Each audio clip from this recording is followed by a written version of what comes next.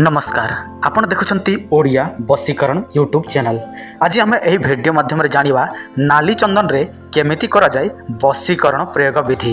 देखंतु जदि आपण माने कोनोसी पुआ को झिया को स्त्री को पुरुष को बसीकरण करिया पई चाहुथिले मो आपण मानकु एही वीडियो रे नाली चंदन रे केमिति करिवे बसीकरण से विषय कहिया पई जाउछि। तेणु आपण माने वीडियो को संपूर्ण भाबरे देखंतु जहाकू आपण माने प्रेम करंती ताकू बसीकरण करंतु। किंतु आपण माने सदा सर्वदा गोटे कथा मन रखिबे जे कोनोसी बसीकरण तंत्र मंत्र साहाय्य जहाँ भी करेंगे से सबको पूर्ण श्रद्धा विश्वास सहित करेंगे एवं समस्त नियम नीति विधि विधान पालन करिकी ही करेंगे। नचेत आपण मानकर कौनसी भी बसीकरण तंत्र मंत्र कार्य किंबा पूजा विधि मध्य सफल हेब नाही। तो चलंतु जानि नेबा रक्त चंदन बा नाली चंदन रे केमिति जे कौनसी स्त्री पुरुष को बसीकरण करा जाए।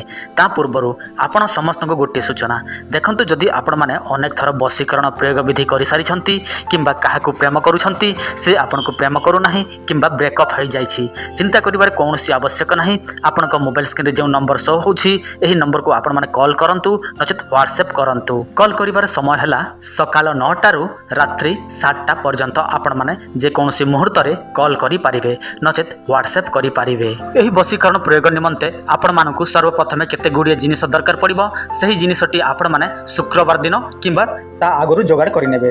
प्रथम हला नाली चंदन बा रक्त चंदन रो पाउडर 1 चामच। तापर दरकार पड़िबो आपण मानकु गुलाप फूलर पाखुडा 5टी। तापर दरकार पड़िबो आपण मानकु ताम्र पात्र बा ताम्रर थाली जोटा कि तंबा कहि थाउ। तापर दरकार पड़िबो नाली रंगर कलम हो किंबा मार्कर पेन हो। तापर आपण मानकु दरकार पड़िबो पानी। तापर दरकार पड़िबो आपण मानकु घी दीप। एबे केमिति प्रयोग करिवे देखंतु शुक्रवार दिन ब्रह्म मुहूर्त रु आपण माने उठिबे एवं गोटे शुद्ध वस्त्र परिधान करिवे गोटे नाली आसन बिछेबे आउ ता ऊपर बसी पड़िबे उत्तर किंबा पूर्व को मुह करिकी। तापर जो आपण माने तंबार थाली रखिथिले सही तंबार थाली ऊपर आपण माने मार्कर पेन साहाय्य जो नाली मार्कर पेन सेठी आपण माने कोन करिवे हृदयर चिन्ह आंकीबे। तापर सही हृदय मध्य रे आपण माने जाहाकू बसीकरण करिया पई चाहंती से व्यक्तिर नाम मध्य लेखिबे। तापर सही थाली ऊपर एका जो आपण माने आंकी थिबे चित्र हृदयर सेठी आपण माने रक्त चंदन पाउडर किछि पकेबे हल्का हल्का। तापर जो गोलाप फूलर 5टी पाखुडा रखिथिले सेटा मध्य सेठी पकेबे। तापर आपण माने दीप जालिबे एवं सही थाली को आपण माने निज सामना रे रखिबे एवं आपण माने जहा को बसीकरण करिया पई चाहंती से व्यक्तिर नाम उच्चारण करिवे ताकू मने मने भाबिबे। वर्तमान आपण को मोबाइल स्क्रीन रे गोटे मंत्र देखा जाउछि एही मंत्रटी को निर्भुल भाव में मुखस्थ करिवे एवं 108 संख्या रे जप करिवे। देखंतु जहा भी करिवे श्रद्धा विश्वास सहित करिवे एवं एमिति भावना रखिवे जे आपण जहा करूछंती एहा द्वारा आपण मानकर समस्त कार्य समस्त बसीकरण सफल हेबो। आपण माने मन रे तिले मात्र संदेह रखिवे नाही जे आपण जहा करूछंती बाय चांस विफल हबो सेमिति कदापि भाबिबे नाही।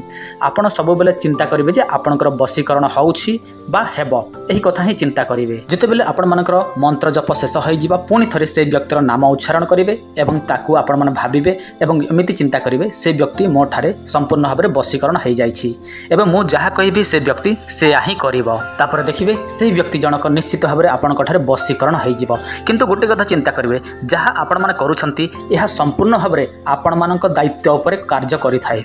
एमिति नाही जे मंत्र कहिदेले किए बसीकरण हबो सेमिति संभव होए नाही। आपण मानकर निष्ठा आपण मानकर विश्वास जेतिकी हबो मंत्र कार्य सेतिकी करिवो। काहेकि ना जे कोनोसी मंत्र सूक्ष्म अवस्था रे रही थाए ताकू जेते बेले आमे प्रयोग करू श्रद्धा विश्वास सहित जागृत करू तापर ही सही मंत्रटी काम करिथाए।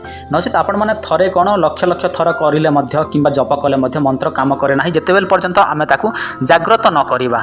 तेणु आपण माने प्रथमे मंत्रटी को ठीक भाव में जागृत करंतु एवं आपण माने प्रयोग करंतु।